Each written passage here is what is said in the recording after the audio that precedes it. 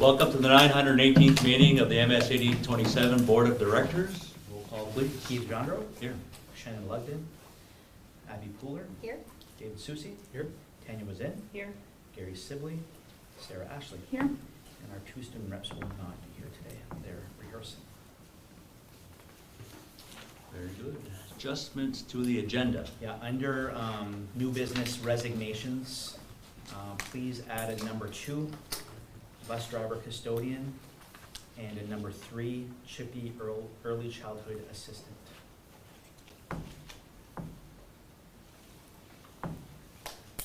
Motion to accept the additional items under new business. So moved. Moved by Dave, seconded by Sarah. Any discussion? Seeing none, all in favor?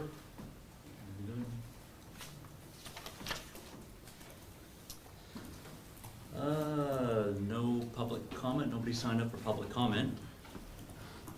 Item number 4, approval of the meeting minutes from meeting 917 on September 19. So moved. Second. Motion made by Sarah, seconded by Abigail. Any discussion? Good. All in favor? Unanimous. Approval of the September 2022 financial statements.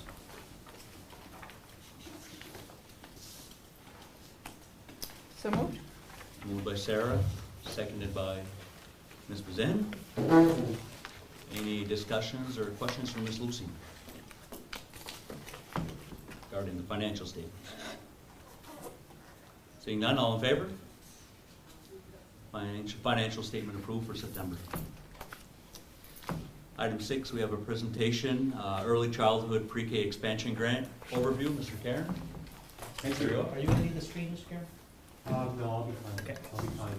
So, back in August, we came to you and spoke to you about a pre-K partnership classroom with the Aroostook County Action Program to serve primarily students who have individual educational plans through Child Development Services at the Fort Kent site here, and that involves also students from the Madawaska School Department and SAD 33.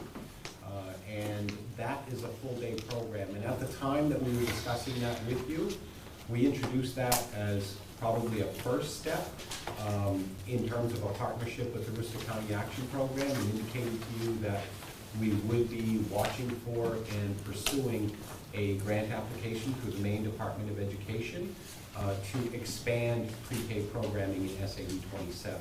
And so tonight I just want to update you on that process. We did receive RFPs, and we did submit a grant application. And so I wanted to let you know where we are in that process. The deadline for submission of that grant application was October 13. As it turns out, we won't know till approximately February 23rd whether or not we received an award. But I did want to let you know that the emphasis on the State of Maine Department of Education providing these grant monies to school districts is based on 2 primary reasons. One is that we know from just a ton of research that's been done in the last 5 to 10 years that the first 4 years of life are really critical in establishing a good, firm foundation for learning throughout the school experience for our young people. And secondly, there is a lot of evidence now being gathered, and the preliminary evidence indicates that in parts of our country and even parts of our state where we do have full day, full week pre-K programming, that the learning outcomes are very promising as opposed to strictly the half-day programming.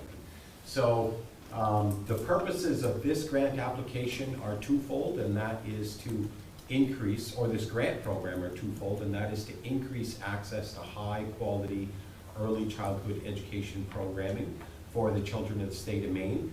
And secondly, this money is being provided to local school units to help them with the startup costs for making the transition either from no pre-K to some level of pre-K, or in our case, to half-day pre-K programming 4 days a week to full-day and full-week programming.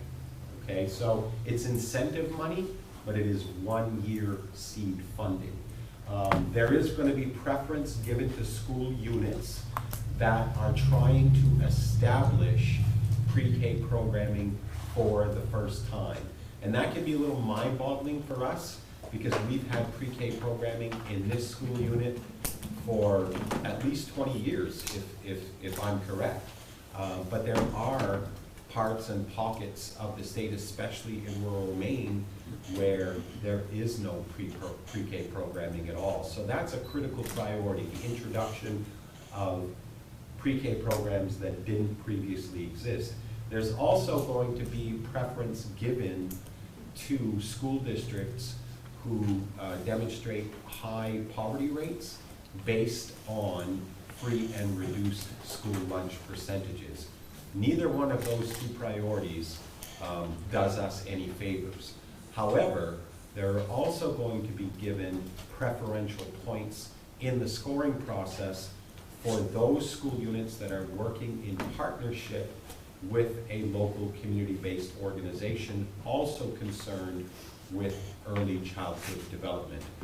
We have an advantage in that ACAP is willing to partner with us, and in fact is very excited about partnering with us. And then secondly, we'll do all right because we are trying to expand the number of pre-K hours that we offer beyond that 10-hour per week minimum. So in those two regards, we should fare pretty well. We are projecting that we will serve a total of 46 students in the upcoming academic year. So our plan, that would be 23-24. So our plan is to offer both a full day and a half-day program option. We want this to be voluntary. We don't want to, jam it down anyone's throats. We want to build a case for the benefits, and I'll talk to you a little bit more about that later. So initially, we currently have 2 pre-K classrooms that are staffed by 2 pre-K teachers and 2 ed techs at Fort Kent Elementary School. So one of those classrooms, one of those teachers, and one of those ed techs will work a full day, full week program, and they will serve up to 16 students, and that's the maximum number of pre-K children that you can have with 2 staff members. The other pre-K teacher and ed tech will continue to work with 2 cohorts of approximately 15 students each, 1 morning cohort and 1 afternoon cohort. So that's how we'll move forward during this pilot year.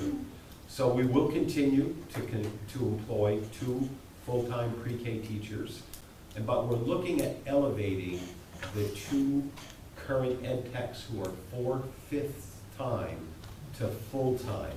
And in meeting with Mr. Nadeau and the 2 pre-K teachers at Fort Kent Elementary School, they felt very strongly that this grant should look at adding a 3rd full-time ed tech who can work with children from both the full-time and the half-time programs and provide them specific and individualized support and assistance above and beyond what they can currently receive in the classroom. So that additional ed tech and the investment in moving our 4/5 time ed techs to full-time, okay, that will be covered in the grant, as will some supplies like sleep mats, play-based instructional materials, and that really comes out to the tune of approximately, it's 62,000, a little over 62,000 to hire an additional full-time ed tech with benefits and to elevate our current 4/5 time ed techs to full-time status with benefits.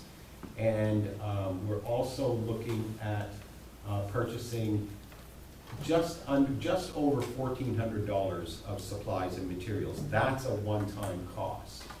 Now, for their part, Aroostook County Action Program is going to accord us both a 1/3 time family coach who will work with children and their parents, identify children and their parents at home, and then they will support the work that's happening at school, and they will also provide us a 1/3 time practice-based classroom coach, a child development specialist who bi-weekly will come in and will work with our teachers in implementation of an effective play-based learning curriculum, especially in that full day classroom.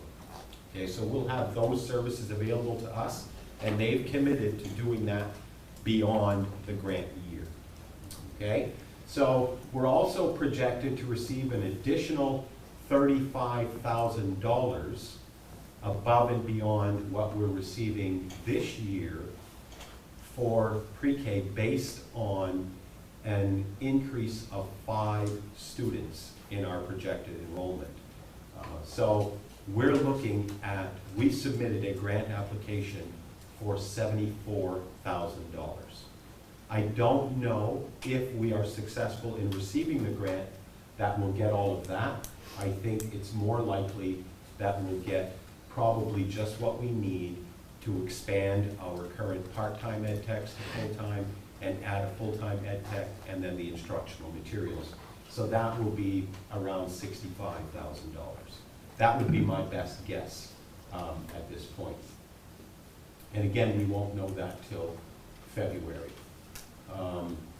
I do want to let you know that we expect that we will derive and experience some benefits from having full-day pre-K programming with a half-day dedicated to play-based learning that really helps students unlock their creativity, their imagination, and through play improve some of their executive functioning, which can lead to better choices and better decision-making, socially and academically.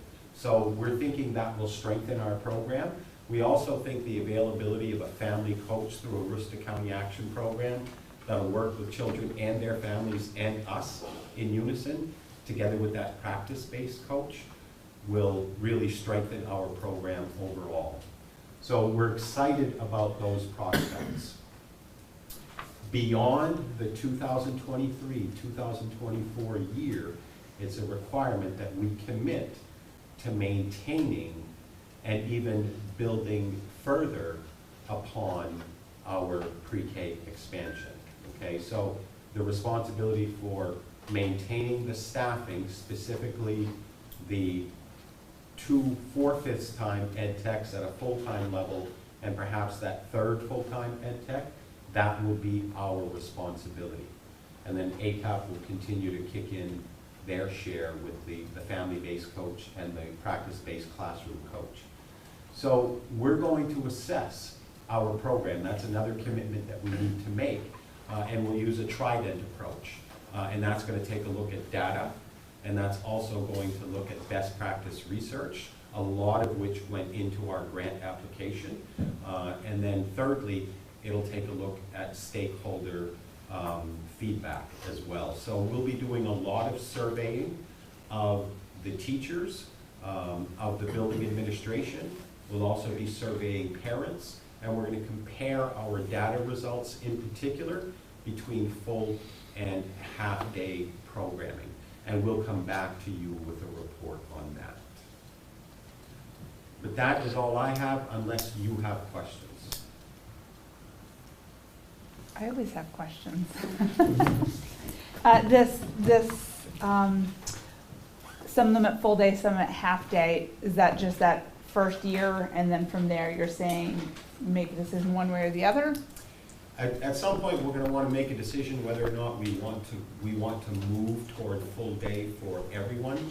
I don't think that that has to happen immediately after the 23-24 school year. In fact, I think we probably want an additional 1 or 2 years to really gather a lot of data. This is a very short time frame. We'll have some preliminary results. And I think that will help us determine what our next steps will be. And the other thing, Sarah, is that we don't have room Right. to house all of our students at Fort Kent Elementary School. So we have to make a decision. Do we want to go with an off-site pre-K program? And with whether that be off-site in another facility here on SAD 27 property, or whether it be in collaboration, looking at an expansion at the Aroostook County Action Program site up on Alfalfa Street, I don't know. Those will be big decisions that we'll need to make, and I think that we want to do them slowly, carefully, and responsibly.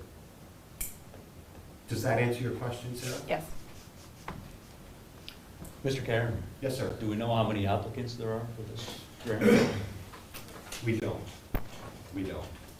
I think last year there were 24 awards that were made, and I don't know how many grant applications were submitted.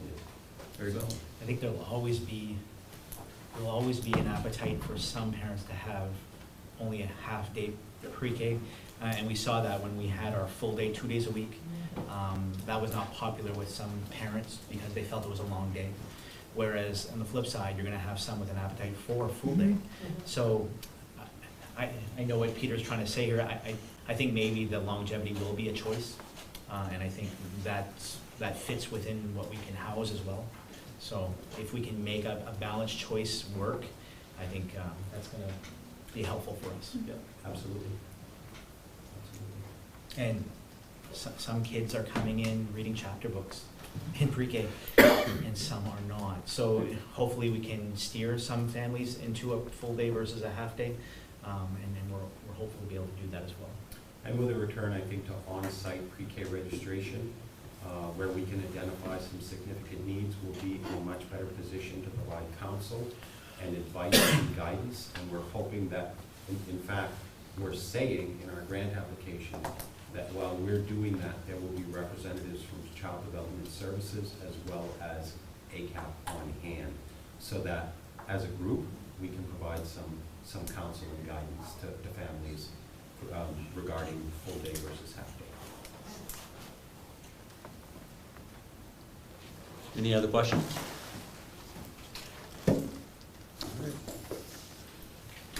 Item number 7, Superintendent. I did want to update you all on the DOE Education Workforce Challenges Workshop. That was the workshop we attended in Caribou a few weeks ago. It was hosted by the Maine Department of Education. They wanted to share their Maine education workforce themes with us.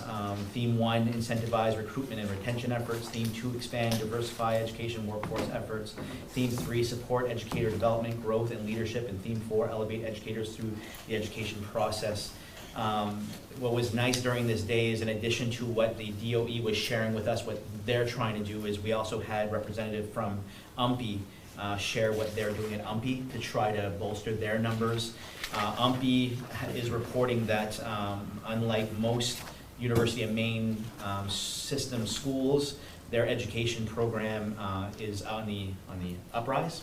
A big part of that is due to the Canadian education students that are now what we used to have coming here for that education track, that fast track. They're now going through UMPI. The unfortunate part of that is almost all of them are doing so online, so they're not coming into our region and staying. So that seems to be a problem as we see it for some from superintendents. They did report that Aroostook County natives, the numbers are increasing. So they're hopeful to get as many Aroostook County natives in our schools, and they're rethinking how frequent these students get into our schools.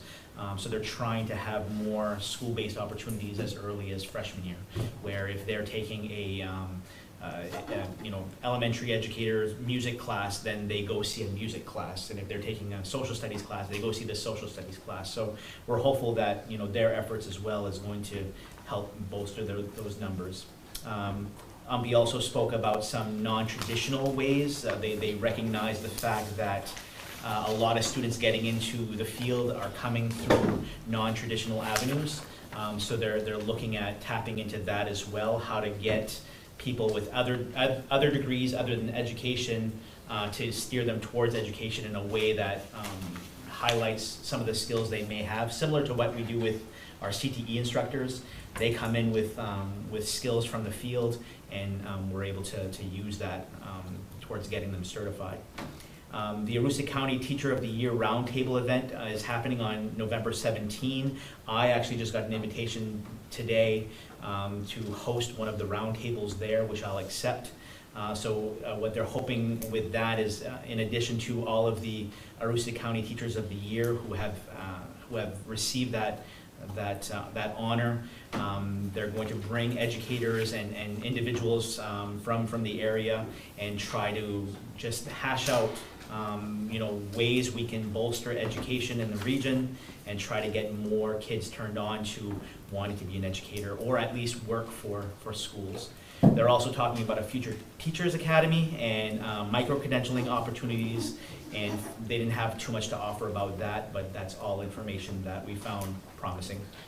So we're going to be partnering as much as we can with any efforts that the DOE and UMPI lead in Aroostook County. I was a little disappointed that we were one of only 2 or 3 districts that attended that workshop. I was proud that we did, but in addition to us, there was really just Caribou and a couple of representatives from smaller schools. So either the others don't see the issues that we see coming, but I was proud that we were part of that, and we're going to continue to partner with them as we move forward. Mr. Stewart? Yes. I do think that other districts are seeing it, but I think there's almost an attitude of hopelessness that's set in, and it's unfortunate because we really heard about a lot of innovative things at that session, and I mean the University of Mayo Prescal is now doing proficiency-based education courses. So if you demonstrate proficiency with the content of a course, early on, or a standard that's being addressed in a course, then you can accelerate to the next. And so it really shortens the time frame and not necessarily the financial commitment, but that time frame being shortened is a real boon. And I think that is particularly exciting in terms of attracting people from other professions who may want to get into education. I did hear from Ms. Kathy Bouchard last week. She said that she's really impressed with this year's senior class. It seems like a high percentage of them want to go into education.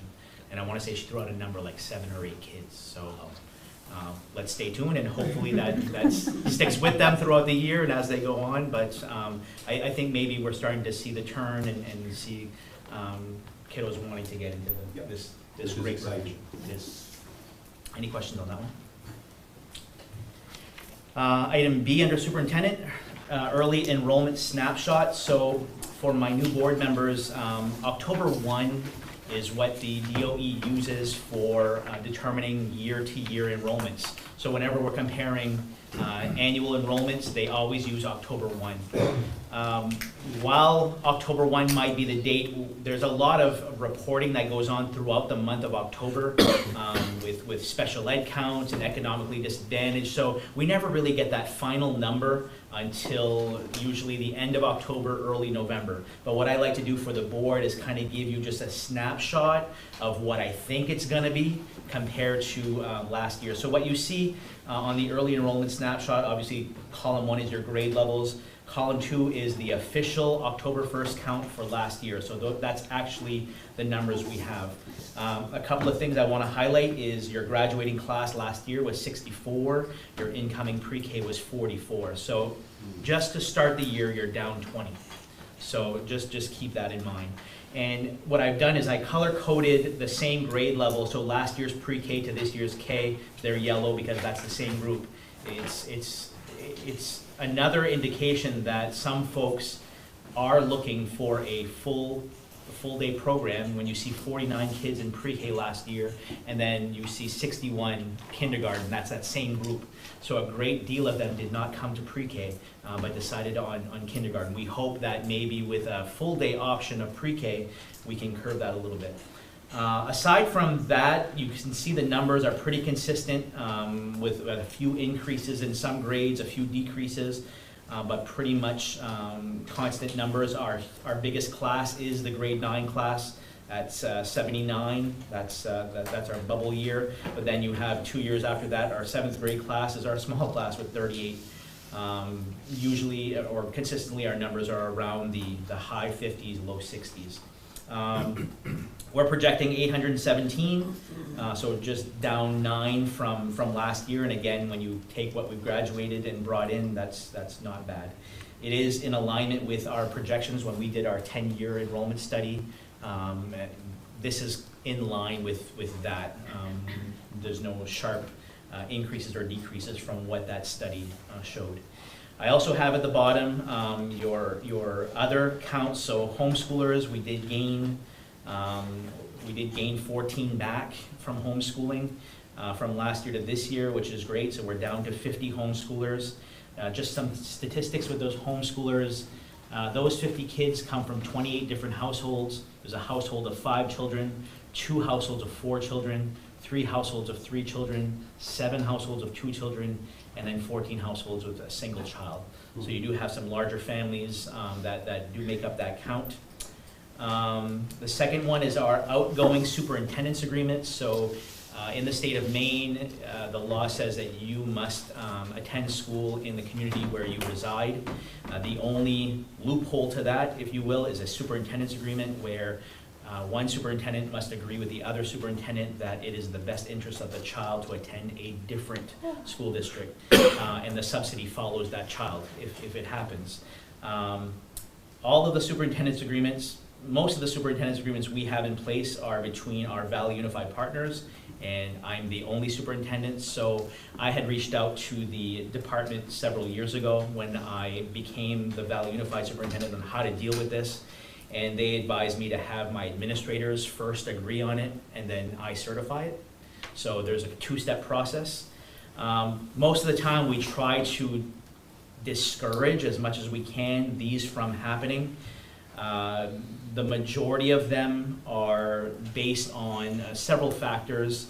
The most common being, for example, we have a large family that lives very close to where Dr. Levac Elementary School used to be, and they had asked to attend that school because the travel time was significantly less than coming here. So that's one example. We had some families when Wallagrass School closed, they were still looking for a small elementary school. They asked to go to Dr. Levac for that. Then we have staff members' kids. They work in Frenchville-Senegat, and they want to bring their kids with them. So we have some of those. Last year we had 16 of those outgoing, and this year we have 20 outgoing. And then incoming from the outside districts, last year we had 5, and this year we have 2. So those are our counts as they stand today. When we get the official October 1 counts, I'll report those official counts to you. Questions on those? Of the total numbers, are those including our tuition students? These are attending counts. They're attending, so it also includes our Allagash students or Winterville students, Eagle Lake students. Good. Item C, I have the Harvest 2022 survey results, and thank you to Mr. Kaleta and Mr. Doucette for getting these in relatively quick. And we had a really good response rate as well, as the majority of our students, 338 out of 352 did respond to this. And we ask the same questions every year, grade level, to report out on grade level, gender, and then the key question is that third one, did you work in the potato fields or on a potato farm during potato harvest? And this year we had 11.5% say yes, that they worked, and that's 38 students that worked on a potato farm. It shows where they worked, local farms. And then it breaks that down to, okay, about how many days did you work? So you see the majority of kiddos working 11 to 15 or beyond with an extension. Some of those students do ask for an extension because the harvest is extended for their farm, and they can be approved on that as long as they work on an academic plan here at school. And so we have 33.3% and 41%, so 75% or so that did work the full harvest.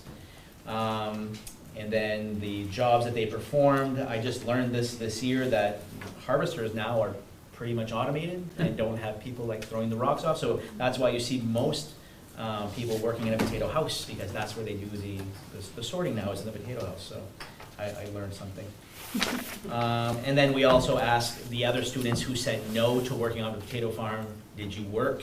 And it shows just the spread on where they worked throughout town. I noticed there was a new position. Everybody noticed there's a sandwich artist. Yes, Not good. There's one respondent that did say yes to working on a potato farm, but did report they worked at Subway, and they were a sandwich artist.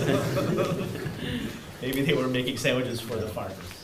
Ben, how do those numbers compare with our neighbors in Valley Unified? I will tell you that Percentage-wise. Madawaska reported theirs out last week, and it was lower than this. I think it was 9% for Madawaska.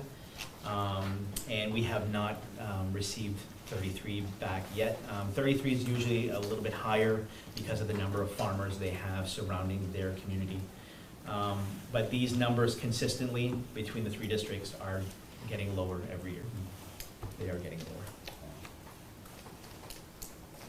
So is that a third rail of school board politics, or is that something we need to be discussing again soon? Or both? We discussed it last We year. had some discussion last year about it, and I know you weren't around, but yeah, as you already know, we share a calendar with the neighboring districts because of the tech center. So a lot of it kind of hinges on what everybody else is doing. That's why I brought it up to Ben. It's like, well, But Madawaska, if I'm not mistaken, they do just the, in high school. They split. they split. Yeah, yeah. When we talked about it last year, some farmers showed up to talk about how these are critical positions that they don't have any other options to fill. So anytime we talk about it, it hurts. Mhm. Doesn't mean it's What's- not good to talk about from time to time, though. What's the gap? I know a big reason for that split was budget because of the buses, the extra couple weeks of budget. Like, Right. what was the main reason why we keep the 2 weeks, the full 2 weeks for both elementary and high school versus elementary starting later? It's a spread on things. I think one thing, it is a financial savings by not putting those buses out for those additional 2 weeks, but that's not, I mean, it's not a huge number, but it is what it is. It's also staff. We survey staff every year before we make the calendar, and consistently, staff at Fort Kent Elementary would like to be on the same schedule as the high school. A lot of that is because families don't want to be on separate schedules. You know, their kids are here, they might work there, so they like to have the same schedule as their children. So it's a twofold. at Yeah, that point. just from I have 3 young kids. It's a big break. It's a It big is. gap for them, It is. and they regress. Yep. Certainly not taken lightly. Yeah. I mean, Yeah, no, and We had I that- get both yeah. parts, like, I get the potato farmer's part, and that's kind of like, I wanna see maybe the Well, split happen or something, I And don't know. we talked about maybe making exceptions for those that really have to go, especially family members Yeah. of farmers. And there was certainly not really an acceptance, the fact that they'd have to really work extra hard because they'd be behind their peers when Yeah. they come back. Mhm. And it would probably take twice as long to get caught up to speed. I think, You know, after being out for Yeah, possibly yeah, no, 3 weeks. exactly. I think any time that a decision comes to a board level, before there's time to talk about it with the players involved, and I think that's kind of what happened last time, is that, you know, we ended up not here so much, did we have a whole, well, we had some farmers, though. I think it was because, you know, Madawaska had reined in first, saying, you know, we'd consider canceling, and that kind of rippled. I think if we maybe sit down with the farmers in advance and talk about, okay, we've been putting out students on 5 and 10-day quarantine for COVID, and somehow we can put them back on track and make sure that, you know, we continue their education. If we can do that with a 5 to 10-day quarantine for COVID, why can't we do that with a 5 to 10-day harvest recess? And maybe we just need to think about what goes on here at school during that harvest recess. And maybe that harvest experience is some kind of learning experience, maybe call it even an internship, and the students here are doing some kind of, I don't know. I think there's a way we can do it thoughtfully, but we'd have to open up conversations early with farmers to know that we're not trying to undercut them or limit the amount of, No, absolutely. you know, because that's not ever what we want to do. But when your numbers continually decline, you have to talk about it. Now, I'm not advocating one way or the other. I'm just saying that if the board ever wanted to have those conversations, I think we could do so in a thoughtful way. Mhm. Yeah, That sounds really great. I mean, what you're really talking about is building a program based upon our recent experience with COVID that helps students who want to take the time to go and take the time. And the school will have a support program for them to reintegrate when they come back. A little bit more effort by the school, but it enables all the other students to continue with the program while the 10 or 11% who want to do harvest can do harvest and come back and be reintegrated and not lose too much ground. That's just such an excellent idea, I think. And I'm prepared to, I want to listen to what 33 says as well, just because I heard Madawaska last week. It was a same tone as what you're kind of saying. Well, let's have the conversations, let's think about how to restructure this. If we can do that collaboratively throughout the valley, and invite valley farmers to the table to have those conversations about, this is what the school can do to help you, and make sure that your harvest is not uninterrupted by students who fear that they might be punished because if I go on the harvest, then I'm gonna be so far behind in school. That's not what we want.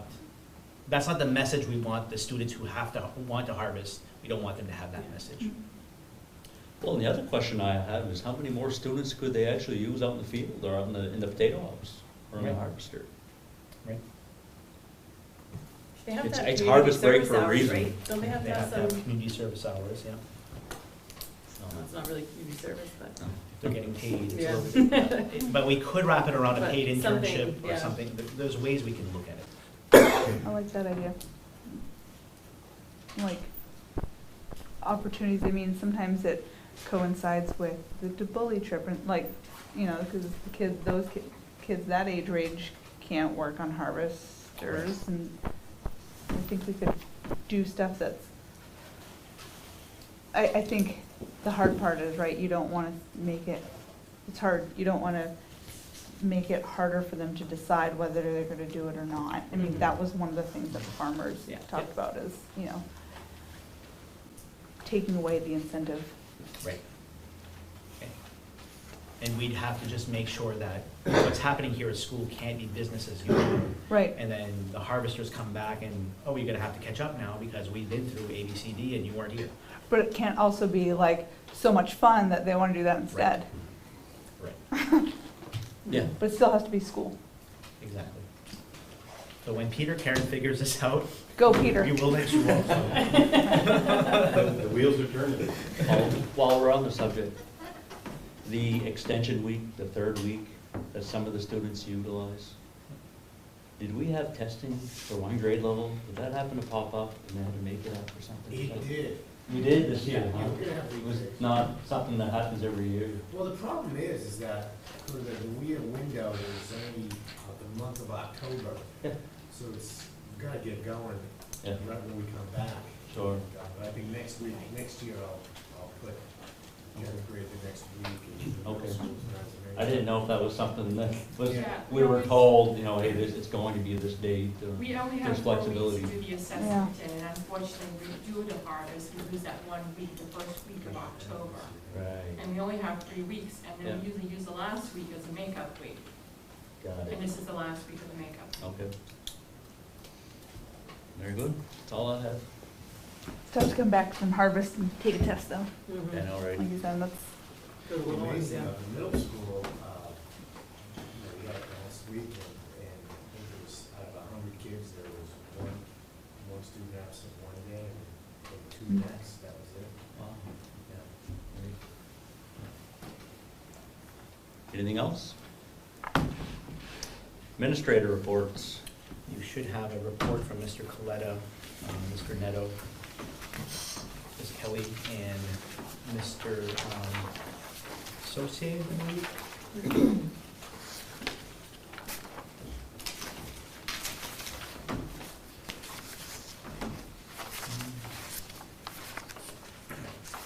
Mr. Robby's not here tonight, is he? Mr. Robby's not here tonight.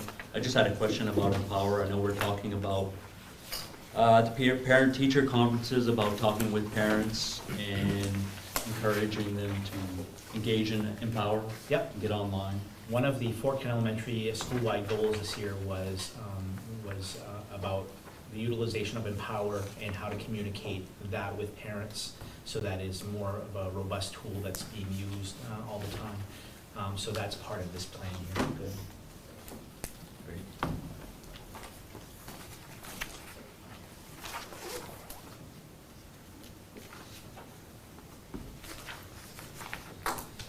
Okay.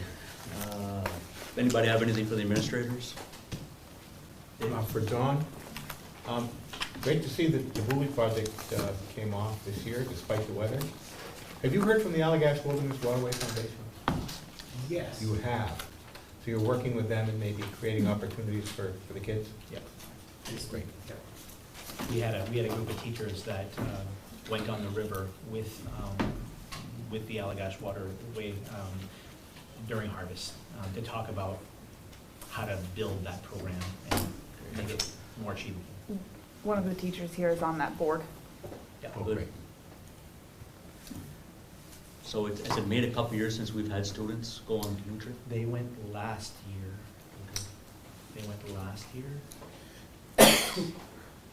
Is it normally open to This seventh year they had, graders? yep.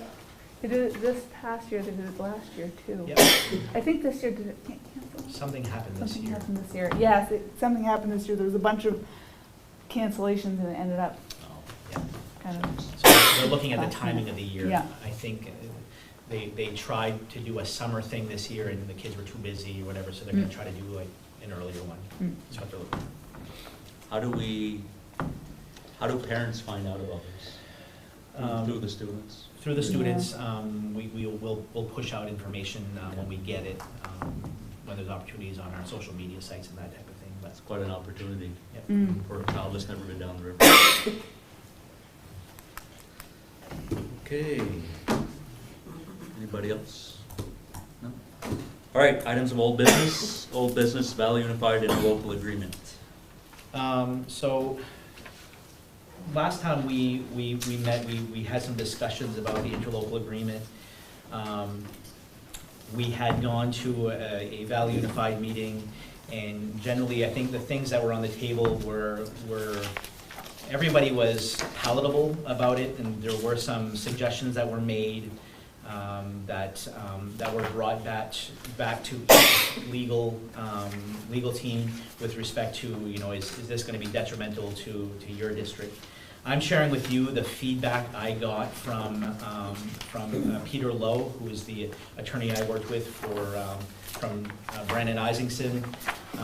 He did not do a mock-up of the ILA or anything. It was just a conversation about high level, about those type of things. I shared with him some of the suggestions that were made, and he gave me back some verbal feedback. So I put for you essentially the gist of what his feedback is. So he has no issue with the education, changing from regional to education. He thought that a 2-year term made sense, and that it provides time to make plans. He thought that the membership was definitely a win for SAD 27, and suggested that maybe an annual review of the cost share is recommended as it is done with the budget. So one of the things that we had discussed with Valley Unified is, do we look at those numbers every year, every 2 years? And if you're gonna look at the numbers every year for budget, why not, adjust every year when you do that? I had mentioned David's suggestion of consensus for the votes, and he shared that, the spirit of consensus is great, but he wasn't sure that, he wasn't sure it was going to work out as it has practical difficulties. Shared that he wasn't aware of any other agreements with consensus. He agrees with the removal of all mention of regional school, those are things that were removed. And then way at the end, with regards to the withdrawal, he recommended that adding arbitration language to the dispute resolution, because that does not exist right now. I had also asked about the commissioner's involvement, because the law does say that the commissioner has to approve, and his comment was, I don't believe that the DOE wants to get involved with local politics, so he didn't feel that that was an issue in his mind. Dave? Well, I think the members from the district who represent the district and the board should get together and talk about what we think should happen. And then I think the board should address those issues. As you know, Ben and Keith, I've taken issue with the fact that the attorney was consulted not by the board, but by the superintendent, which normally wouldn't be a problem at all, except the superintendent is also the superintendent for the two organizations that we're negotiating with, Nadeau and Frenchville. That's a big issue, and it's been a problem in the past, and it's before us again. I have an issue with that. It's not a personal thing, right? It doesn't have to do with personality, Ben's personality in particular. It's something that lawyers have to be very, very sensitive about. It's kind of like getting legal advice from a person, from a lawyer, and the person presenting the problem is your opponent. Not that, I'm not suggesting bad faith here, but they have that joke about lawyers and accountants. They say, you go to an accountant, you say, what does 2 and 2 equal? And the accountant says 4. And then you go to the engineer, and the engineer says, well, it's somewhere between 3.9 and 4.1. You go to the lawyer, and he gets up and he closes the door, and he says, what would you like it to be? And it has a lot to do with the way that lawyers advise clients. They say, what's your interest? What are you interested in doing? Let me help you get there. So it's very important for a lawyer who purports to represent the board, be consulting with the board. And that's not a slight towards Ben. It's not a criticism even. It's just the way it has to be. And so in this case, I really think this gentleman's opinions reflect a breach of that understanding regarding conflict of interest. And not that I don't want to hear his opinions, but I like to hear his opinions in the context of a discussion that says, well, here are the issues, here's why we have a concern, what do you think about this? Do you have any suggestions about how to make it better and so forth? We haven't had an opportunity to do that. So the board is entering into negotiations through 3 of its members, which is another bizarre thing. Why isn't the board deciding this? Why do 3 appointees, not elected to the post of negotiating with Valley Unified, how do they make the decisions for the board? And that's a pretty significant problem in this whole Valley Unified agreement, in that really it should be the board calling the shots. And frankly, if there was ever a controversial issue where 2 of the board members, say from MSAD 27, disagreed, and that there ended up being a 5-6 vote, which was what is necessary for it to be operative to carry a motion, that might not even be legally enforceable. Frankly, I don't think it would be. The other part of that is, consider the ugly situation that must underlie a situation where a school board, say Fort Kent, could be Nadeau or Frenchville, has a split in its directors, where one director says, I think we should do this, and the other director says, I think we should do that. This actually happened at the Valley Unified Agreement when they were deciding the critical issue of site location. That should never happen. The entity that should decide this is the board. And the representatives to Valley United represent the board's interest after the board has fully aired the issue and has made a decision about it. That's the way it should work, in my opinion. I don't think, frankly, legally, it works any other way. This agreement does not contemplate that, doesn't even make allowance for that. And so I think we have some work to do on it. The other part is the Valley Unified Board itself is newly constituted. It's not bad, we have newly elected people, probably gonna have a new chairman at some point. So it's really a good time for us to take a step back and regroup. And I think my suggestion would be that we start by the people who are doing the negotiating on behalf of this board, huddle, and say, okay, what do we stand for? And work it out between ourselves. Maybe consult with an attorney and form up an opinion, and then come back to this board and say, here's what we think we should do, this is what we would like to present to Madawaska and Frenchville. My guess is they will feel the same way, and that they will agree with it. That's just a guess, but there's good feeling, and I think good faith and goodwill on that board right now. And, well, I think we can work together. So that's my suggestion. We have a meeting coming up in November, right? When is, what day? 14th. I don't know if it's feasible to actually get together, talk it out before then. We could have a special meeting if we need to. Doesn't need to be a Just board devoted meeting, to it just could be the just subject. I think- our representatives. I think- There's the 3 reps, I think is. Yeah, just the 3 reps. Well, the one problem I had with that is, we've kind of talked about this before as far as corresponding and communicating with one another. Yeah, it's 3 or more is generally perceived as a possible meeting. Right, it will have to be advertised Decision-making as a meeting. implications, so obviously we'd have to make it a public meeting. Yeah, I agree with So that. I would be okay with it even being a full meeting of the board, Okay. just devoted to that subject. Okay. That way we give it the attention it needs, and you brought up the example about a split vote from one of the school units. Really looks bad. We're possibly you sent 2 reps to this meeting that should have had a unified message, but instead they got in the middle of the meeting and decided they had to go separate ways. Not only that, but the vote of one of them binds the whole board. How does that work? Really, shouldn't it be the board binding the whole board? And so that should be specified. I think that's a change that we should address. It could be something, we could even go so far as to oversimplify this and just say, you know what, we're gonna send the board chair or the board vice chair, or a single representative from each school board, and we're gonna have weighted vote. The other part about, my proposal was, let's not have a weighted vote, let's make it, I use the word consensus, it's a bad word.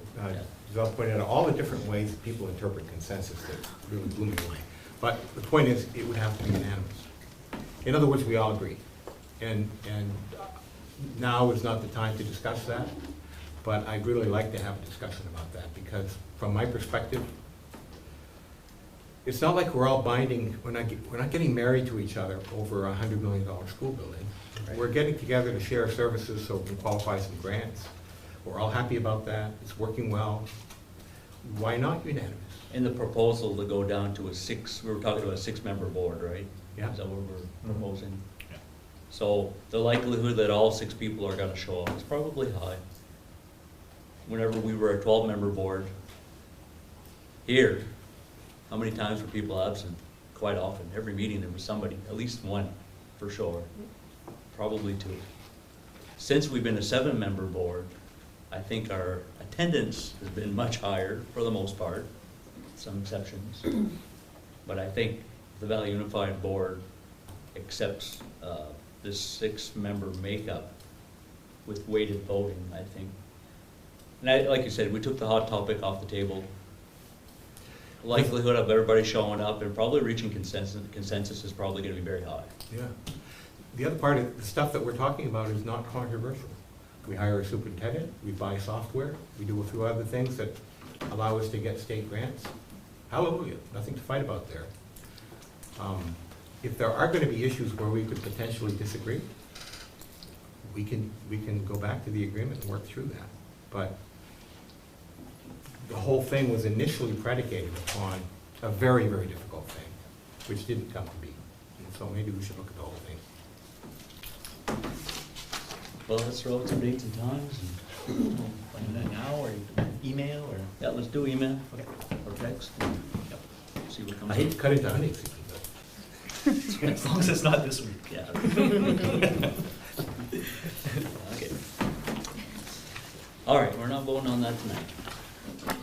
Item B, MSAD 27 strategic planning update. And I just wanted to let you all know that I was at an MSSA meeting, and I ran into a colleague from MSAD 11, which is the Gardner area, and she was talking about a strategic planning process that their community is going through right now. And when she was describing the way that it was unfolding, it sounded a lot like what you guys were sharing with me that you'd like to see. It's facilitated, it's roundtable discussions, it's bringing various stakeholders together, 6 at a group, and they just talk about ideas and thoughts, and then those ideas go to another forum, and it just builds on that. They're still early in their process, so she could only share with what has happened to date, but did share with me that it is being facilitated by the Education Action Forum of Maine, who's helping the districts with this type of work throughout the state of Maine. So I reached out to their contact, Jennifer Chase. We were supposed to meet last Thursday. I became the principal of Fort Kent Elementary for 2 days when Mr. Anderson and Mr. Nadeau had to be out, so I wasn't able to do that. So we've rescheduled for later this week, hopefully when my moose hunting season is over. But I want to really get a sense of what this is, and if it's something that I think is going to be something that this board likes. I'd like to have Jennifer maybe present to the board here for consideration of, is that something that we'd like to do? And I think it's, like I said, I think it sounds like what you all were saying you'd like to see this process look like. So wanted to share that with you, and we'll move forward once I have more information. All right. Been brought to my attention that we do have someone from the public that would like to address the board. My apologies for keeping you waiting. Could you just stand and introduce yourself? Yes, my name is Mark Fredo. I have a son and daughter that are in 4th and 5th grade at the elementary school. It's come to my attention multiple times, and now it's come to my attention from my own son. You have a teacher at the school that feels that it's perfectly okay to be telling stuff to the students that is to be kept from their parents. My son comes home and told me that your music teacher, who doesn't want to be called Miss or Mr., she wants to be called Mix because she's non-binary, that to keep that from me, don't tell your dad that I have you guys calling me Mix. Not my son, for instance, but another friend of mine's child also said that she agreed to, for instance, if your name is Aiden, if you want to be called Amanda, I'll call you Amanda, and we don't have to tell your parents, just like I don't want your parents knowing that you're calling me Mix. This would be Erica Bashan. Mr. Farino, if I could just stop you for 1 second. We do have a responsibility to kind of make sure personal issues are addressed through a certain method. Well, I've been told that multiple people have gone to Mr. Nadeau about it, and some people have gone to the high school and it hasn't gone anywhere. So this is actually from some of the staff that are my friends outside the school system that told me that other parents have made these complaints, and it's just like water over a duck's back, just ignored. So that's why I've come to you guys instead of wasting Mr. Nadeau's time or wasting the principal here's time for my stepson as well. There's also been kids that come to my attention that they have quit music here at the high school because they don't want to be mixed up in this. They don't want, like, what, for instance, my example I tell people and everything is, the problem is that I know what parents are going through. Kids today, trust me, I have more respect for teachers today than I did when I was a kid, okay? You guys have your hands full. But the thing is if I'm at home teaching my kid, it's Mr., Ms., or Miss, ma'am, sir, you open the door if you get to that door before everybody else, and you hold it until everybody else is inside. Please, God bless you, thank you. My son will be in Walmart, he can hear someone sneeze in the distance, we don't even know who it is, he will yell, God bless you, at the top of his lungs. That's what I taught him. Now, you want us to respect what the teachers are teaching the kids and help. We'd also like the teachers to respect what we're teaching our kids at home too. The problem is with today is a lot of parents are too busy trying to be their kids' best friends instead of a pillar of structure and discipline in their lives, And that's why a lot of kids are walking all over you guys, because they're able to walk all over their parents at home. I don't want my kid being that little shit that everybody in town is talking about that has no manners and no respect. I was that kid. It took me a long time to get my self-respect and the respect of other people around here. I don't get how that's, you know, I mean, to sit there, these two boys, for example, this was Friday, called her miss. She screamed in front of them and called them in front of the whole class for the whole class to see this. Then before they leave, and you think this was the beginning of class, you let it go, you made your point. Before the kids left the classroom and everything, by the way, Damius and Aiden, what are my pronouns? Mix. That's not what I taught my kid. And I know Damius's parents, that's not what they taught him either. So no matter what dad and mom tell you at home about addressing adults with respect, you know, you're gonna ignore that in my class. Can I say something one quick thing? I know you could probably gotta get home, you both probably work. Can we sit down with the superintendent after this meeting, Friday, and talk this over? Oh, well, First of all, we need to understand who's brought this up to administration, and if the proper channels were followed. If the administration take that individual and go to the superintendent, or did it just stop at the principal and it was just left at that, as far as not being addressed any further? If a parent has an issue with a teacher, first thing is to bring it up to the teacher, number one.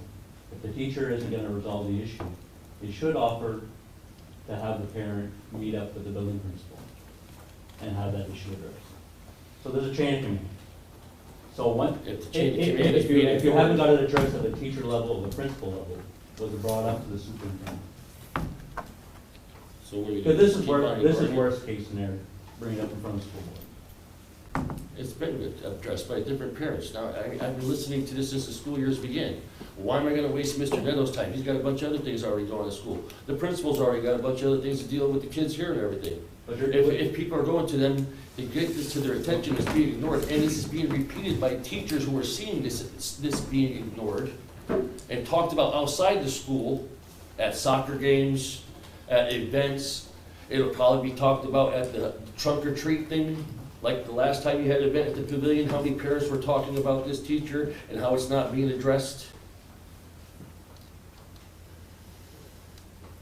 What I'm saying is, I know what you guys are gonna do. If you guys want us to back you up and help you and everything, so our kids are treating your staff with respect, well, then you ought to respect the parents as well as what we want our kids to be doing as well. Because, I mean, it's just like when Mr. Anderson told me he had a problem with my son on the bus. I told him, throw his ass out the bus. He goes, are you serious? He says, yeah. I said, because when he's done riding back and forth to school with me and have to listen to me, he's gonna respect that bus driver and he won't have any more problems with my son on that bus no more. I'm on your guys' side, but we need you guys on our side too. Well, it sounds like there's a line of communication that needs to be opened up and a better explanation. Solution that needs to be brought up. To the And I'm sorry, this is the first time coming, I didn't know, I mean, like I said, I didn't know how to address this or anything because I have already been told. Robby had been addressed, I don't know the principal at the high school here, I know that the person's been addressed, and like I said, I'm not gonna put teachers' names out there, but I have been told by many teachers that I do work on their houses outside here, I own my own business doing weatherization and heat auditing and energy auditing, you know? And I gotta be told about all the different kinds of examples with this teacher, you know, for an example, some of the parents here and some of the kids have told in the high school, she is more concerned about teaching about her sexuality than she is music. And now I know when I went to school, I called my teacher Miss Parity, Mr. Kaleta, okay, Miss Tanya. I mean, you know, I didn't know if they were married. I didn't know if they had kids. The only kids that would know that were the ones that knew them on a personal level. It is none of our kids' business if you're married to a man or woman, or if you have kids. In lieu of an investigation, I don't think we should be talking more about an individual staff member without having a proper investigation. Because no one has brought any of this to my attention. Outside of one board member who had some questions early on in the year, not a single parent has ever contacted me once about any of this. So I'm uncomfortable about that individual's rights without a proper investigation. So I would highly recommend, Chairman, that we ask the superintendent to conduct an investigation. I can interview students and I can do all of that, but I don't think we should talk more about an individual teacher without that. It's a slippery slope. Mhm. Right. So are you suggesting we make a motion, Ben? Or is that, I mean, that's something that you need to be doing as part of your administrative function? When we find out that there is an issue with parents, and I will reach out to you, sir, to talk to you more about this. What is your name again? I'm sorry. Mark Farina. Thank you, Mark. And we'll do a proper investigation to find out what's going on. I'm just worried that with a lot of hearsay, that happens, that we just don't want to make sure that we're jumping to conclusions. No, I understand that. If I may, Keith? Dave? Mark, there's a fairness issue, and you're going to appreciate this, in that you're here saying things that may or may not be true. I But understand the that. person who's on the receiving end of that isn't here tonight. And frankly, it wouldn't be appropriate or would even be possible for that person to mount a defense or to disagree with you about facts. And so it's not just bureaucracy that leads the superintendent to say, we got to lay a proper foundation here. It's just a basic fairness issue to everybody concerned, okay? The other thing is you're raising an issue that, you raised three issues, as far as I can see. You opened by saying parents aren't informed about what's going on in school. The second issue was there's a problem with gender identification and addressing people. We really need to be clear about what the policy is. Okay, and the third is, in addition to that, certain things have been happening with my kids that really need to be investigated, frankly, so we can deal with it fairly to you and to your children and to the people involved, the other people involved. Okay? Well, Mr. Sir, will get in touch with you. Go ahead and leave him your phone Oh, number. I've got everyone's phone We number. gotta- Now, I'm moose hunting tomorrow, so it might not be tomorrow, but I'll definitely follow up. I understand Also, that. the flood household, please. What's that? The flood household. Okay, thank you. Very good. Thank you, John. Okay, let's see, moving on, new business. Under new business, we had on your agenda one resignation, a VRMS EdTech 3 one-on-one. You should have an email from Nick Schaefer to Mr. Kaleta. And this was actually the day, last meeting we had, the day that you nominated him. The very next day, he submitted his resignation. So we would need to approve the resignation of Nick Schaefer. Motion to accept. Abigail, seconded by Dave. Any discussion? All in favor of accepting that resignation? Unanimous? And then an adjustment to the agenda was to add a resignation of a bus driver custodian. I have a resignation notification from Tom Pinette that his last day of employment will be Friday, November 4.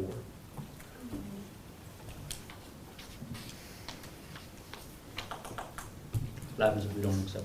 Yeah, I know. Or make a motion? We like Mr. Tom. You can make a motion to accept with regret.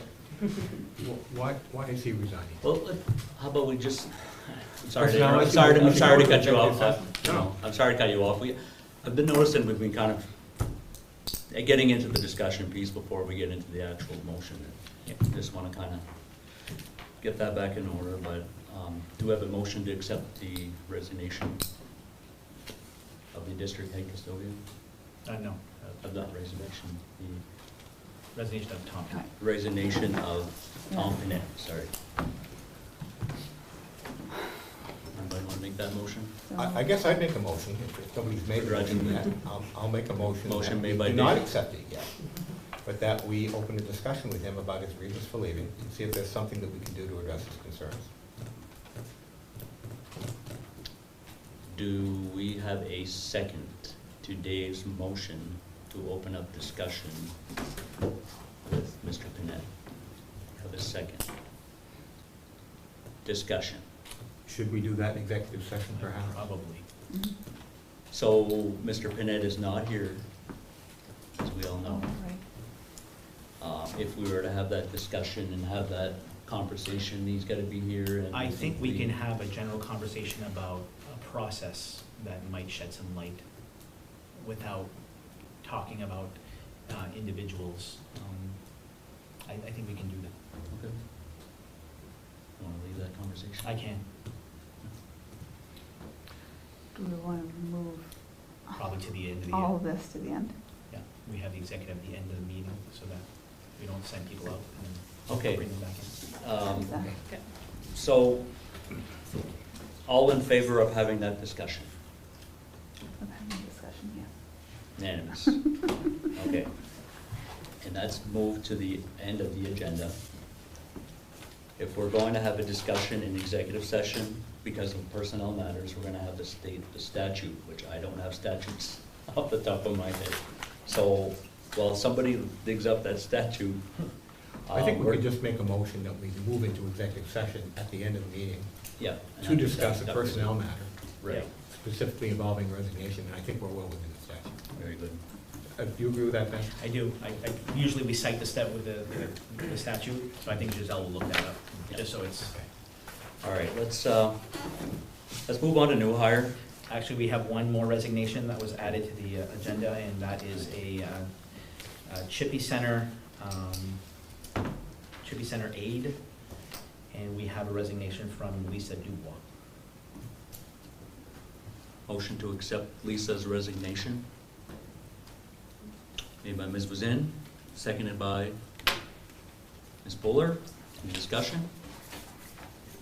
All in favor? Motion to accept unanimous.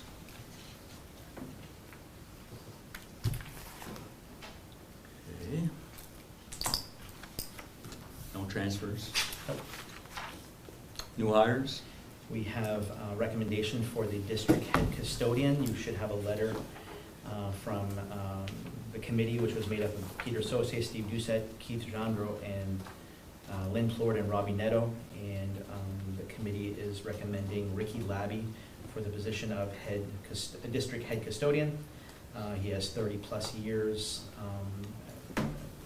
in the district, and the committee was in consensus of Mr. Labby. Do we have a motion to accept?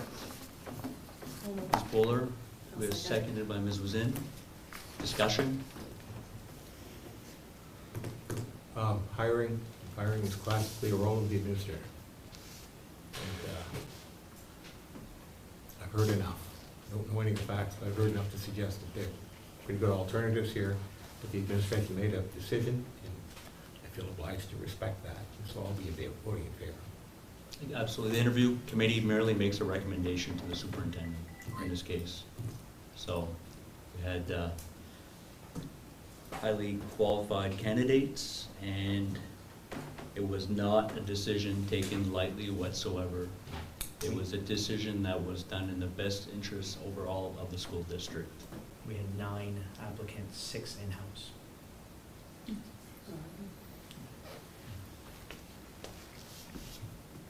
Any further discussion? All in favor? Motion approved.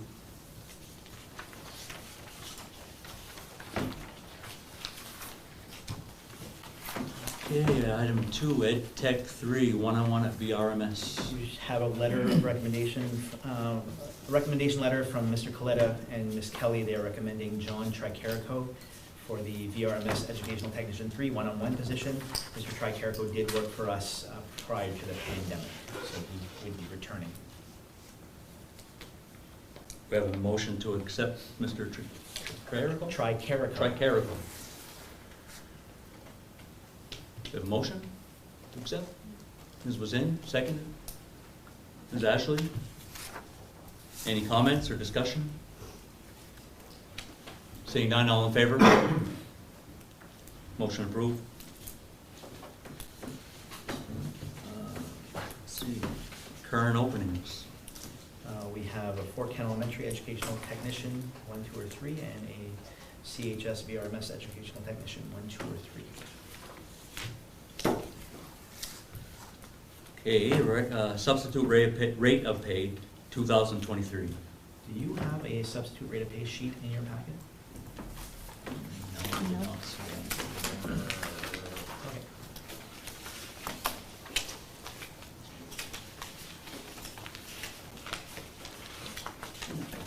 Don't believe it made it to your packet. So I will display it on the screen as soon as I can find it. While I'm looking for all that, I'm just gonna give you the kind of synopsis. State of Maine passed a law last year that ties increases in the minimum wage to the cost of living index for the Northeast. The Maine Center for Economic Policy says that the newly released data from the U.S. Bureau of Labor Statistics show as much as an 8% increase. We actually had the COLA numbers come out. It's upwards of 8.7% for next year. So with that being said, it appears that minimum wage in the state of Maine is going to be between the high $13 and low $14 mark, which means that our current substitute rate of pay would not be sufficient. So the recommendation I am giving, in order for it to reach that level where it would be applicable, would be for a $5 adjustment on all these scales. And that's what I will display.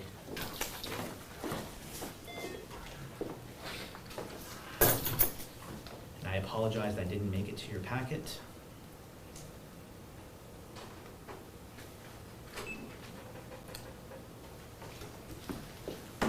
I'll make a motion that we approve the $5 increase to the substitute scales beginning on January 1st. Thank you, Dave. I'll second.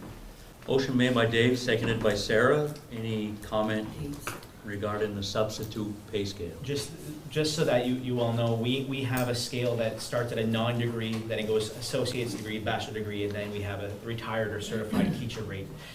Each one of those scales has a $5 jump as you go. So by approving this, you bring up the lower end scale, which is the non-degree, to $100 a day, and subsequently all the others would jump up $5. And so that's what I just wanted to clarify. It started at 95 for this year. It would start at 100 for next year. So when would the Department of Labor actually make the announcement? I reached out to Peter. Hard for us. I reached out to Peter Lowe, and he said that announcement should be forthcoming soon, but didn't know exactly when the announcement was going to come. We thought with the COLA release that came out last week that we'd get something. Still nothing, and this is January 1st, so this adjustment is coming, quite soon. So I think we'd be in good shape to get ready for that to happen. And it wouldn't matter if it was a 8% or 8.7. This would cover the spread, so that we would be fine either way.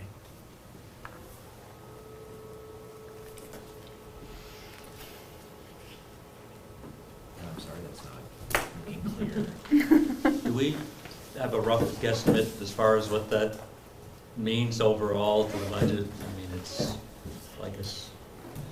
No, but it's not as if you can't bring in subs, you've got to bring them in, Exactly. right? So Yeah, if I need to find the funds, I'll find them in the non-educational right. piece of the budget, not the, How many 'cause subs? that's a direct effect to the classroom, Yeah. and that's where we want to put the monies, Yeah. so. How many subs do you think we have in the two buildings on any given day? I was in the building Thursday and Friday at Fort Kent Elementary. Both days had four on Thursday, 5 on Friday, so 4 or 5. Here, Mr. Kaleta? Similar, it depends on if there's professional development or. So that's not just substitutes for teachers, it's substitutes for ed techs and Right. substitutes, so it's,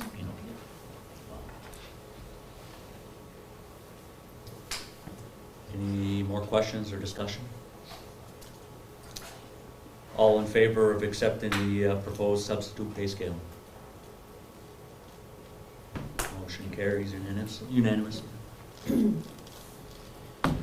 Winter sports coaching approval. So I pitched a new idea to Mr. Nichols and Mr. Doucette.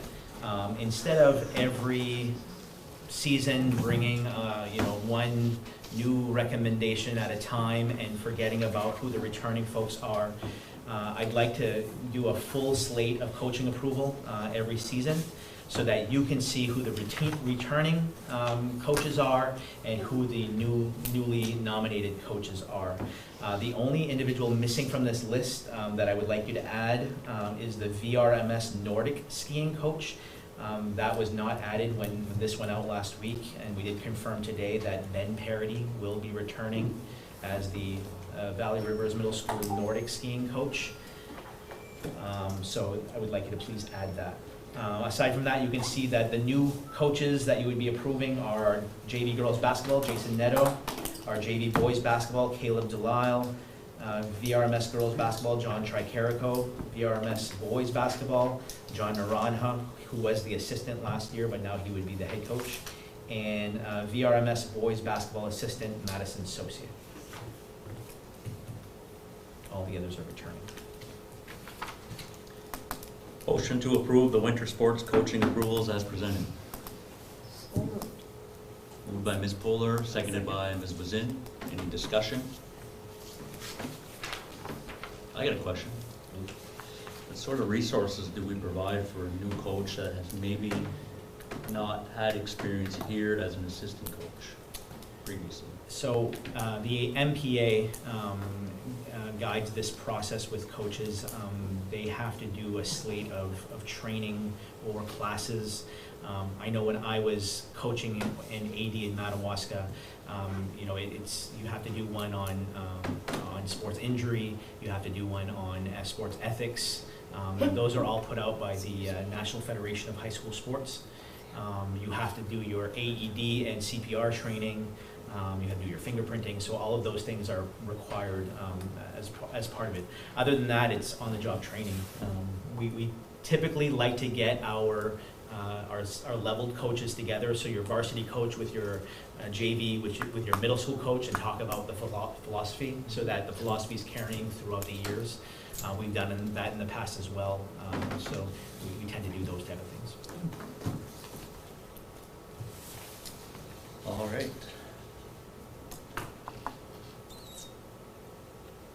Any other questions? No. Nothing? All right. Motion approved. Did you vote? I don't think we voted. Did you vote? Yeah. Oh. Because there are some new. It's not that in there, Lee. Well, I didn't know if we voted. Oh, yeah, Whether it was a I don't think we motion. had voted. No. We didn't. No. Very good. Just to make it official. All in favor of approving that with your coach list. I know it's been a long I night. couldn't remember. All right. Very good. Motion passes. Okay. 2022-23 calendar adjustment. As you're aware, we had to cancel school on October 18, and we really pushed the delay as far as we could go. State of Maine does state that in order for a school day to count, you have to have at least 3 hours of instructional time, and you have to serve school lunch. So when we're looking at making that all happen, we know that 11 o'clock, 11:15-ish, that's kind of our cutoff. When you're trying to negotiate buses going out and coming in, though, it's a whole other navigation process. So we didn't want to send buses back out until we knew we could, the town could successfully fix that water main break. And it just came to a point where once they had located the pipe, and we knew they had to drain the water from the hole before putting it together, we just weren't going to get it off. So what I'm proposing, the state of Maine also requires that students have 175 student days. Our calendar was built on 176. So we have 1 day more than the state requirement. And I'm proposing that we take October 18 and do it as a student excused day, thus moving our total count to 175. and the students would not have to make up this day. Staff, however, instructional staff would have to make the day up because their contracts are based on 182 days. So we would work with staff on an equitable way to make up the day, either through a couple of half-days or, doing some hourly sessions after school hours for the total of 7.25 hours is what their day is. But we think that we would be able to do this with the excused student day, if you would so. Otherwise than that, we are talking about bringing the students back. Either you try to steal that December 23 day, which is never popular. You try to take a February break day or an April break day, which is really, really not popular.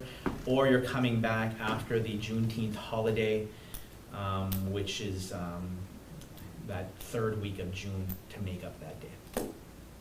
No, Which we may have to do anyway if we Doesn't say have we're some gonna snow have a days. snow day. Yeah, this year we are not permitted to do remote snow days any longer.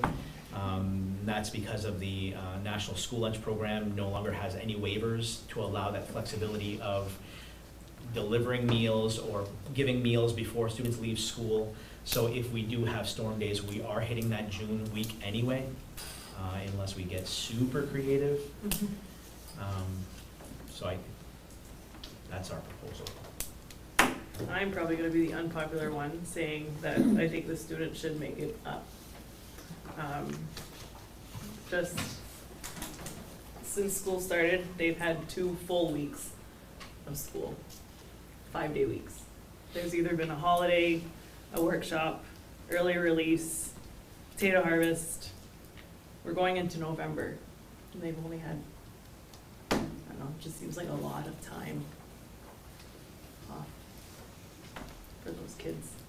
And we're trying to get them caught up from COVID, especially those young ones that really need that instruction and that big jump, that pre-K kindergarten jump, that a lot of those kids didn't come to pre-K because of all the COVID regulations, so they're very behind. So I'm gonna be the one that says, Let's jump into this motion and we'll talk about this some more. Okay. So if I could just have a motion to approve the 2022-23 calendar adjustment. Somebody want to make that adjustment, they will second it before we go into discussion, further discussion. I'll make the motion. Sarah made the motion, we have a second. Ms. Fuller, now we're gonna have some more discussion. Sarah, do you want to add to that?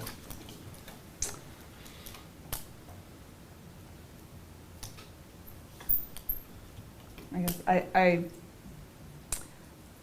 think stuff happens and we have to be flexible. I think it would, because this has happened in the past where we've had like snow days, sometimes there'll be a snow day and so you'll take off Yeah.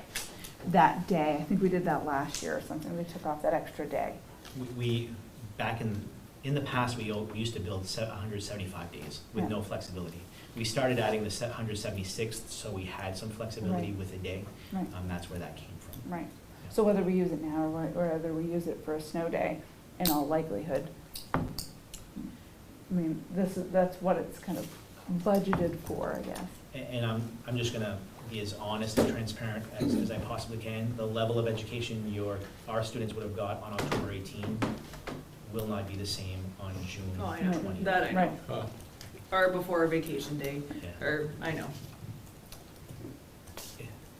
Camp Kick It is that week, and so I'm just being very honest. I know. I just wanna see the kids in school, now that we're back in school full time. Yeah, no, I completely understand. Dave, what do you think, Dave? I don't feel sufficiently informed to have a helpful opinion. But I don't have any inherent objection to the idea of calling it good at 186. 175. 175. 175. Ms. Fuller, what do you think? I don't really have any feeling one way or the other. I think if there was any way for us to put in a good instructional day, that would be a great idea, as, like, towards what Tanya was saying, but I don't see it at the end of the school year or Yeah, I know. before vacation. Right, it's so. where do you put it in, where it's gonna Yeah. be most productive? Yeah. And I'm not seeing that at this point, so. We do a Saturday. Might go Yes, well. please. You better line up for substitutes right now. Just Don't know from how a we're gonna parent's get point of them. view. Yeah, so, anyway, all in favor of approving the calendar adjustments? Very good. Any opposed? One opposed? Very good. Motion passes.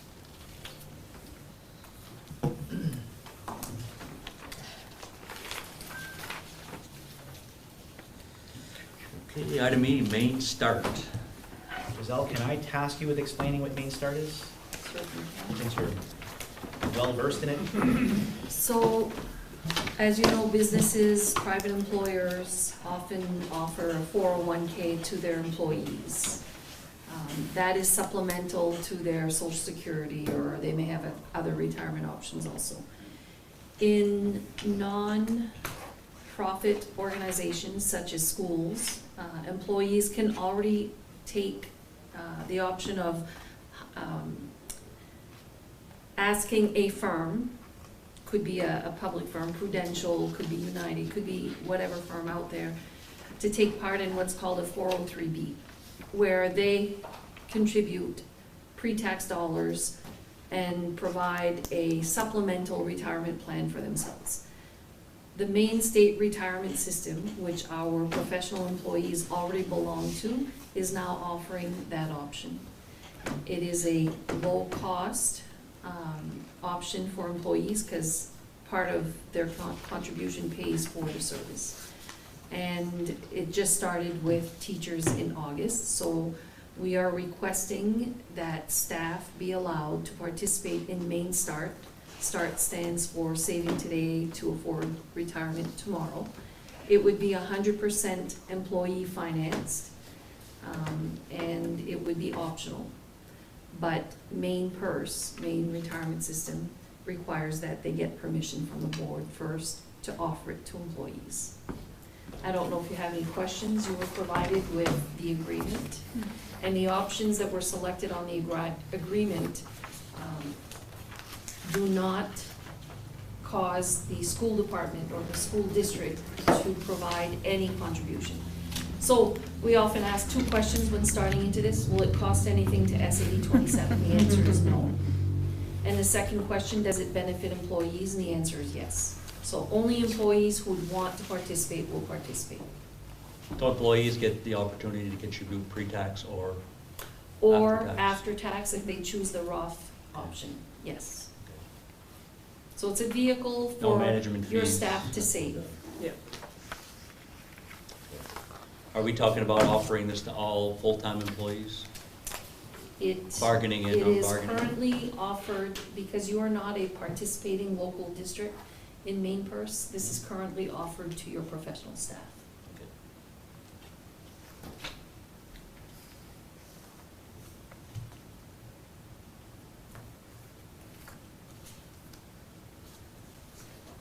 But I will ask the question if they open the door that way, even though you're not a PLD.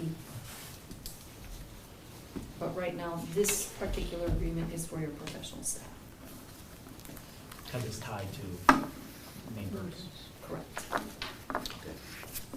But I know that the PLDs, participating local districts who are part of Maine Purse, even if a member is not taking part in PLD, they can be offered.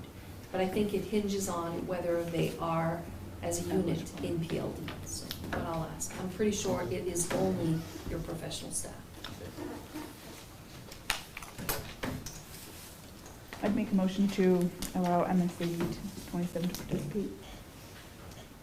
Second, motion made by Sarah, seconded by Abby. Any discussion? Is this service available to the staff through any other entity right now? Yeah. They could go out in the market and do it. Absolutely. There's companies from Presque Isle, companies from Fort Kent that have served your staff before. It's a staff member's option to shop and choose what's best for them. So does Maine PERS bring anything special to the table? They do. They say that it's a lower cost to the employee, but they also come and meet with the employee and actually show them their projections for Maine PERS, their current retirement, as well as what a supplemental plan could do to add to their retirement savings. So they will meet one-on-one with employees. So do other firms when requesting. Right. How does this affect us as far as managing the payroll deductions? Minimal. Easy peasy. Great, that's what I want to hear. I don't think people will run to this in Yeah. large numbers. It's an option that some may want to take. We already deal with main purse deductions. Sure. It's just one more. It might just trigger someone that says, oh, I've been meaning to do that, and this is easy done. Yeah. Any further discussion? Seeing none, all in favor? Motion passes unanimously. Okay, now we're gonna move on to that agenda item. So before you go into, or think of going into an executive session, did you just want to speak of the process that we go through for hiring? Yeah. Then you do not need an executive, and I can't find something for an executive in there. I think my motion though is to address specifically an employee and what we can do to address that employee's concerns. So in terms- Then I can show you the statute. The employee has to be asked to come. Okay, that's fair enough. I'm glad you checked that. Could we invite him to that meeting that we're gonna talk about the ILA stuff? The one we're gonna have like sooner? And have an executive session with him? It would have to be before Friday. First of all, we have a motion that's already been made to add that agenda item. We need to take a vote on, we need to make a motion so we can enter discussion. There is a motion. So there's a motion, do we have a second? If nobody makes a second, then we have, well, we made a second to add the agenda item. To add the agenda item. Now we actually have to take action on that agenda item. So I know it made a sounds mo- redundant. I made a motion though that the resignation not be accepted and that the administration look into his reasons for resigning in an effort to see if he can be retained. Was that seconded? So what if that's already been done administratively? I guess we wouldn't be able to discuss it, would we? I was really hoping we could have a substantive discussion that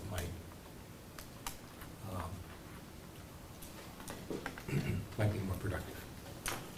The first motion, the very first, was to open discussion about the topic. And the subsequent motion that you just made was not seconded. Was not seconded, okay. And there is no way for us to discuss it without inviting him. You can discuss processes at any time without using people's names if it doesn't refer to a particular person. In general, how do we hire? I think given the circumstances, from my perspective, there's no way we can have a general discussion without Right. Specific. and honor the intent of the statute.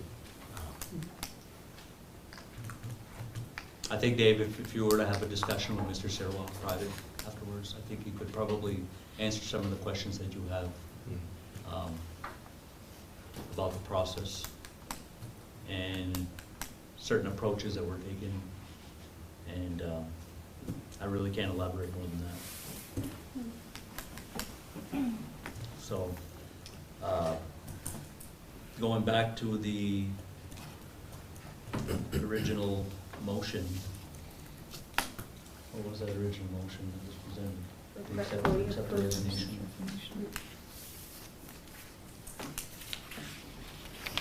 That wasn't on the agenda, was it?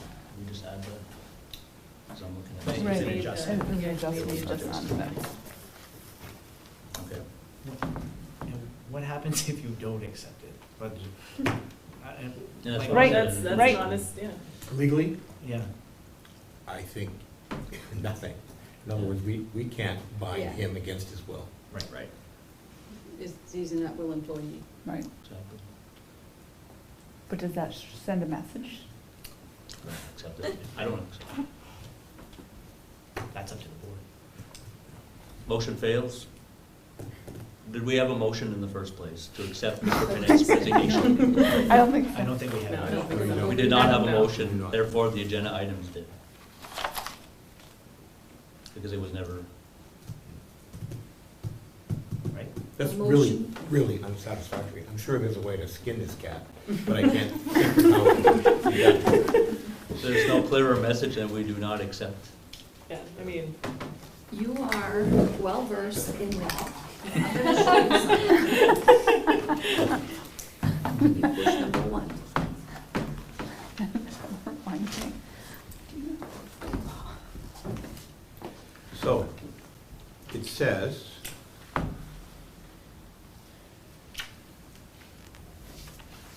it does say any person charged or investigated, but we're not talking about charging or investigating anyone. So the provision that says must be given an opportunity to be present references for the purposes of a charge or an investigation. There is no charge. We're not proposing to investigate or charge in any way. What we would like to talk is consideration of employment, appointment, assignment, duties, promotion, demotion, compensation, evaluation, and so forth. Specifically excluding any reference to an investigation or a charge. And so with that fact, I'll move that we go into an administrative session. I'll second that. Do we have any discussion? All in favor?